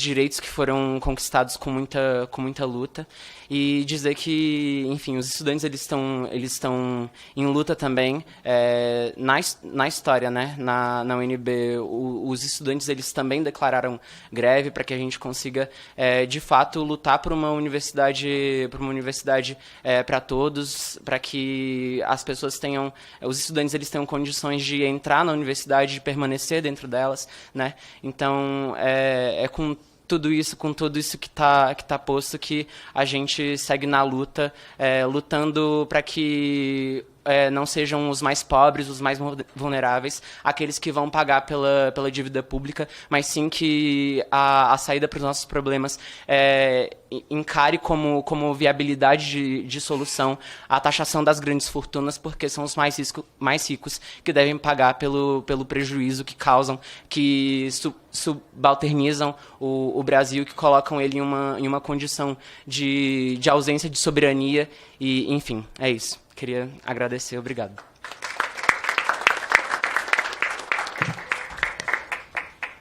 Muito obrigada a todas as pessoas que se inscreveram e fizeram suas intervenções. Temos mais uma inscrição, mas podemos também retornar já para a mesa, para as considerações finais. Bom, encerradas todas as exposições, nós passaremos às considerações finais por 3 minutos. Desse modo, eu passo a palavra, na mesma ordem da primeira rodada, ao senhor Davi Rebelo. Gente, eu queria agradecer as manifestações, as perguntas que me foram feitas. Quero dizer rapidamente assim, que, de fato, o Tesouro entende que é fundamental para o país, para ter uma economia sustentável e saudável, que as contas públicas estejam saneadas. Então, a gente entende e defende a importância de ter um arcabouço fiscal que permita, ao longo do tempo, o equilíbrio das contas e a estabilização da dívida pública. Isso não é um clichê, porque, de fato, a gente acredita que, se não for assim, a gente vai ter problemas que vão afetar mais as pessoas mais pobres. Juros muito altos, inflação afeta as pessoas que ganham menos. Então, a gente acha que é premente um esforço de estabilização da dívida pública. E aí, um pouco respondendo à pergunta do professor, né, Pedro Paulo, assim, uma coisa era na primeira década dos anos 2000, a economia crescia 4%, a receita crescia mais que a despesa, então não havia um problema. Nós estamos numa situação totalmente diferente agora. A gente tem mais de 10 anos que não consegue equilibrar o orçamento, então a dívida vem crescendo, e isso tem efeitos deletérios sobre as pessoas que aqui estão presentes. Então, por isso que a gente defende algum tipo de equilíbrio nas contas. E o arcabouço é preciso ser justo, que ele promoveu, já nesse primeiro ano de vida, uma recuperação bastante consistente nas despesas com saúde e educação. Se pegar a educação, comparar o orçamento de 22 com o de 24, o crescimento é em torno de 30 bilhões. Se pegar de saúde, é em torno de 70 bilhões. Então, há uma recomposição importante. Eu acho que o que não dá para dizer que esse esforço do lado da despesa, o fato do arcabouço vincular a despesa à receita, de certa forma, garante que, se você aumentar a receita, você vai ter mais espaço para a despesa, e o esforço todo vem sendo feito pelo ministro Haddad, de medidas de arrecadação, inclusive para as pessoas mais ricas. Teve medidas que foram aprovadas recentemente sobre ativos no exterior, sobre fundos fechados de investimento, que são de pessoas mais ricas, que têm condição de guardar dinheiro, inclusive lá fora. Então, há um esforço de recuperação da arrecadação que atinge as pessoas mais ricas também. Então, assim, acho que é um pouco nessa linha. Assim, a gente não tem, o Tesouro nem tem essa ideia de decidir qual é a despesa mais importante que a outra. A gente sente que as coisas são todas meritórias só de educação, então nem se fale. O que a gente faz são alguns exercícios fiscais, mas, repito, não tem nenhuma movimentação de governo sobre esse assunto. Não que eu saiba, nem posso falar disso, porque eu sou um técnico, não sou da área política. E o que a gente discute tecnicamente é que vincular uma despesa específica, seja ela qual for, saúde e educação, a um elemento que pode variar e que não está na nossa gestão, acho que não é bom para a política, porque se a economia vier a cair, a receita cair, a despesa vai acabar tendo que cair, e isso não é certo. Então é isso que eu queria dizer, mas agradeço a participação, agradeço o convite, estou à disposição para novos debates. Obrigado. Obrigada, Davi. Agora eu vou, se me permitem, alterar a ordem, passar para o Júlio por causa do horário do voo dele de retorno. Pode ser? Obrigado. Gente, olha só. Eu acho que a gente fazer todo um esforço para tirar o inominável e tentar eleger um governo que fosse mais próximo do que a gente pensa, né? E o mais próximo não significa bem próximo, porque a gente acaba assistindo tanta coisa. Mas, enfim, acho que manter essa lógica de piso da enfermagem, piso da educação dentro do arcabouço fiscal, ele não é bom para ninguém. Não é bom para o governo, não é bom para... Talvez até para a extrema-direita seja bom, né?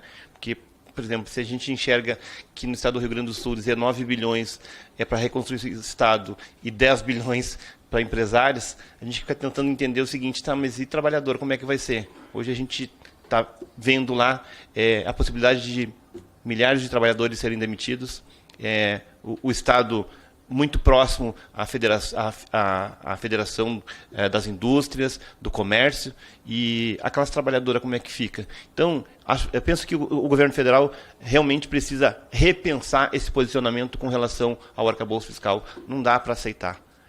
Agradeço imensamente poder falar pelo povo gaúcho, pelos trabalhadores da saúde, pelo pessoal da enfermagem tão sofrido no Estado. Foi pandemia e agora mais tudo isso. Sâmia, cada vez mais aumenta a admiração por essa carioca. Carioca, né? Paulista, perdão. Então, independente disso, acho que a gente cada vez mais tem aí essa admiração, né? E dizer que a gente se sente muito honrado de poder falar aqui por tão importante classe trabalhadora que é a enfermagem, que é a saúde como um todo. Obrigado. Muito obrigada, Júlio. Passo a palavra à Lúcia.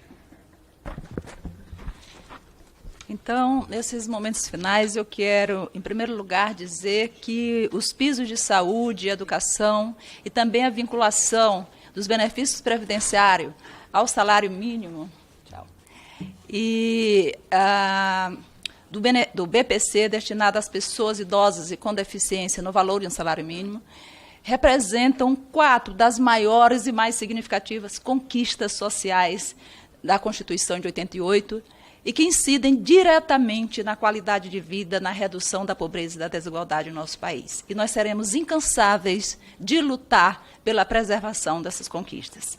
Isso é um primeiro ponto. O segundo ponto, quero parabenizar a deputada Sâmia e, em nome dela, os demais parlamentares, pela iniciativa do PLP 62, na tentativa de inibir essa ameaça aos pisos.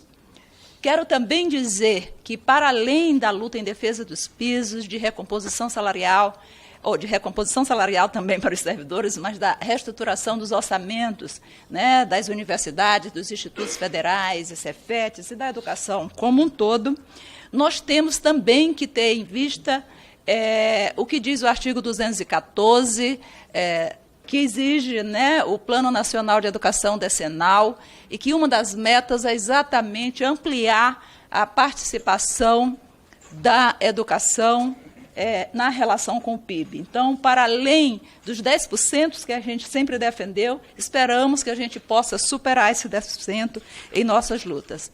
E, finalmente, dizer que continuaremos em greve, estudantes, técnicos, docentes, na defesa da educação pública, gratuita, de qualidade, socialmente referenciada, e que esta nossa luta não é uma luta contra o governo, é uma luta em defesa dos interesses da classe trabalhadora, em defesa dos interesses da população brasileira. E quero finalizar dizendo que fico muito feliz, né, que nos últimos dias, particularmente, o esforço dos estudantes tem crescido e a gente tem notado isso na Universidade de Brasília, de participar dos debates, de fortalecer a greve, e por isso acho que a gente pode terminar dizendo que a nossa luta unificou. Agora é estudante junto com o trabalhador, com certeza, viu? Muito obrigada.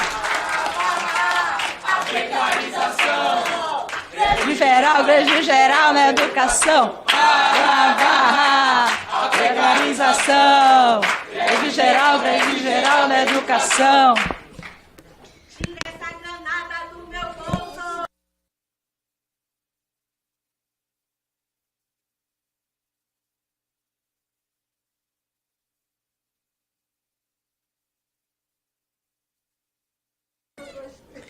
Obrigada aos companheiros e à Lúcia. Passo a palavra agora ao Heleno Araújo. Muito bem, companheiras e companheiros, né? Uma audiência pública desta, é importante a gente ouvir e localizar o problema e onde vamos atuar. Isso aqui é importante. Colocar a responsabilidade sobre o governo federal, eu acho que a gente tem que pensar e aprofundar sobre isso, né? Hoje estamos o presidente Lula à frente do governo federal. Quem conhece o presidente Lula e sua história, com certeza percebe que ele está angustiado, porque não consegue fazer o que quer e o que pensa. Porque a decisão final do que sai produzido é dentro desta casa, que a maioria é da direita à extrema-direita.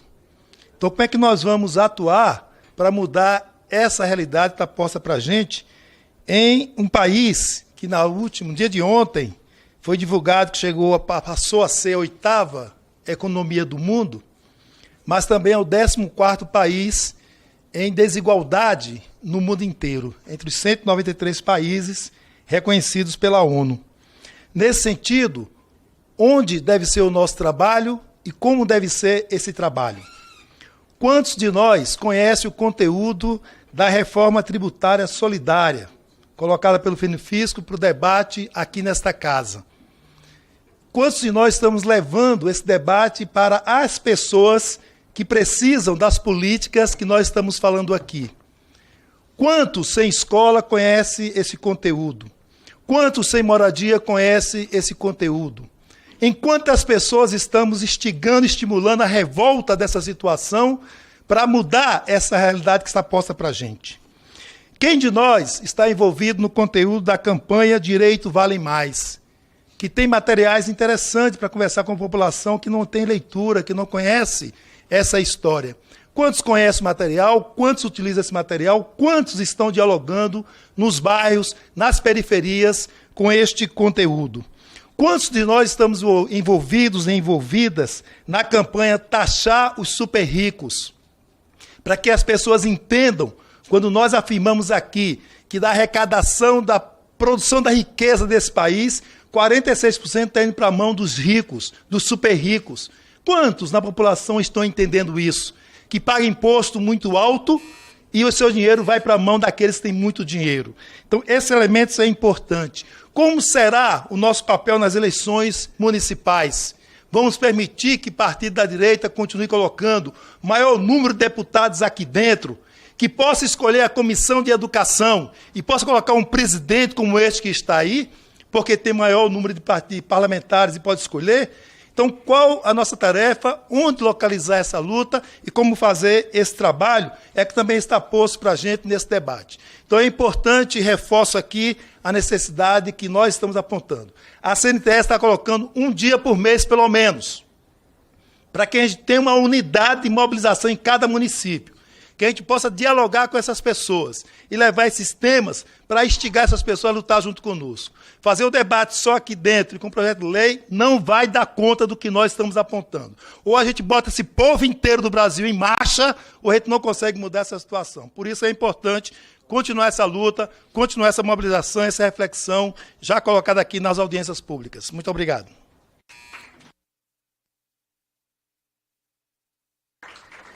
Muito obrigada. Agora eu passo a palavra ao professor Pedro Paulo, por videoconferência.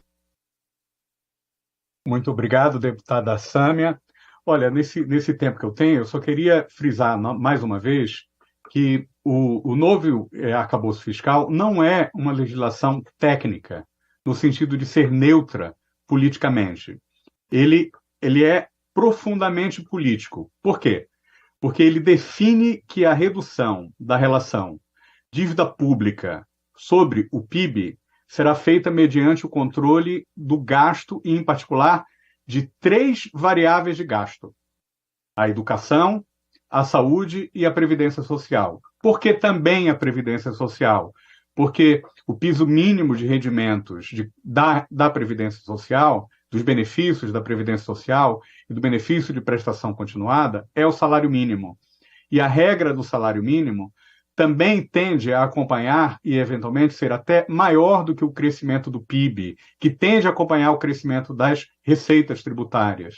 Então, como a despesa só deve crescer até 70% do crescimento das receitas, portanto, também, normalmente, do crescimento do PIB, o arcabouço fiscal, o novo regime fiscal sustentável, ele também inviabiliza a política de elevação do salário mínimo e também a política de vinculação dos benefícios da Previdência Social ao salário mínimo. Então, ele é profundamente político. Existe alternativa política? Sim, existe alternativa política. Se o objetivo fundamental é controlar a relação dívida-PIB, é preciso ter uma política para estimular o crescimento do PIB. Como foi feito no primeiro governo do presidente Lula, a taxa de crescimento não é uma variável puramente exógena. Como eu coloquei, ela dependeu muito do gasto público. Mais do que 70% dependeu do gasto público. E, nesse momento, é fundamental não apenas aumentar o gasto público em educação, em saúde, em eliminação da pobreza por meio do sistema de previdência social, mas também é fundamental aumentar os investimentos vinculados à transição verde, a necessidade de adaptação e mitigação, adaptação das infraestruturas a um contexto de elevação da temperatura, a elevação do nível do mar, a frequência de eventos climáticos extremos e desastrosos, não é? E isso tudo tem a capacidade de gerar também crescimento do PIB e, portanto, da arrecadação tributária. E a outra maneira, evidentemente, é, como já foi colocado aqui, executar um programa de elevação tributária que ataque a questão do patrimônio, a questão do rendimento de lucros e dividendos, que ataque os impostos, que crie impostos significativos sobre herança. Então, a solução não é uma única solução. Existe alternativa ao controle do gasto, e, em particular, um controle do gasto que prejudica o crescimento do PIB, da própria arrecadação, e que prejudica esses itens de gasto, educação, saúde, salário mínimo e transição verde, que são essenciais para o desenvolvimento sustentável social e ambientalmente para a sociedade brasileira. Então, é para isso que a gente deve pensar no futuro próximo. Muito obrigado.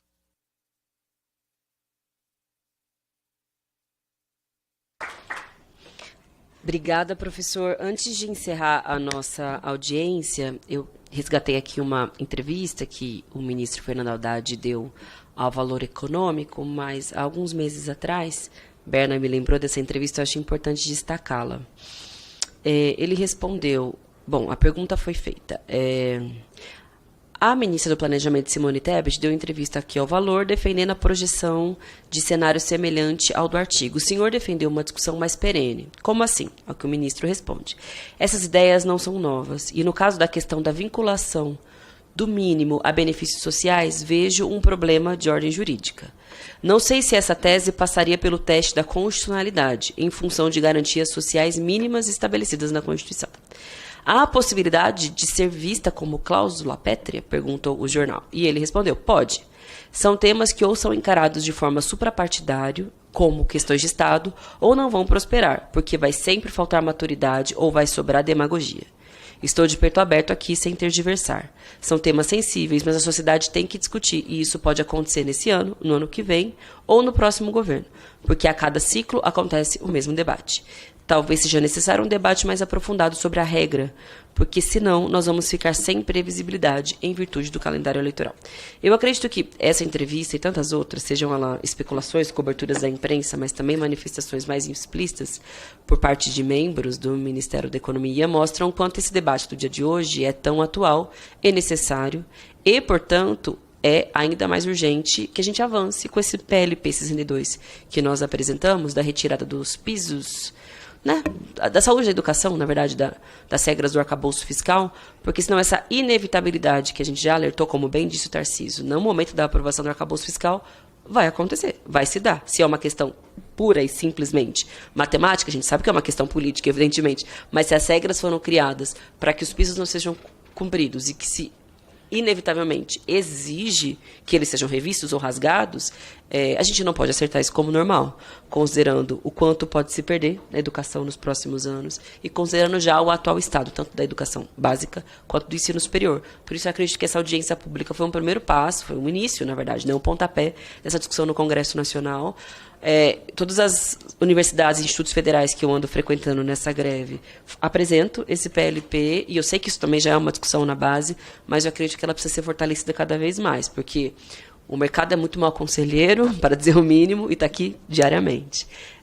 Também está presente, a gente sabe, no Ministério da Economia. Então, o nosso melhor conselheiro, eu acredito, é A luta de classes é o que nos guia, e é por isso também que a gente fez essa audiência pública, para seguir com esse debate, com essa luta na sociedade. Bom, eu gostaria novamente de agradecer a participação dos nossos expositores e expositoras, que muito contribuíram para os nossos debates. Nada mais havendo a tratar, eu vou encerrar a presente reunião. Antes, porém, gostaria de convidar as deputadas e deputados membros desse colegiado para a audiência pública que debaterá políticas públicas para adaptação climática, combate ao racismo ambiental e cidades sustentáveis e resilientes, que ocorrerá amanhã, dia 6 de junho, quinta-feira, às 10 horas, neste mesmo plenário 3. Muito obrigada. Está encerrada a presente reunião.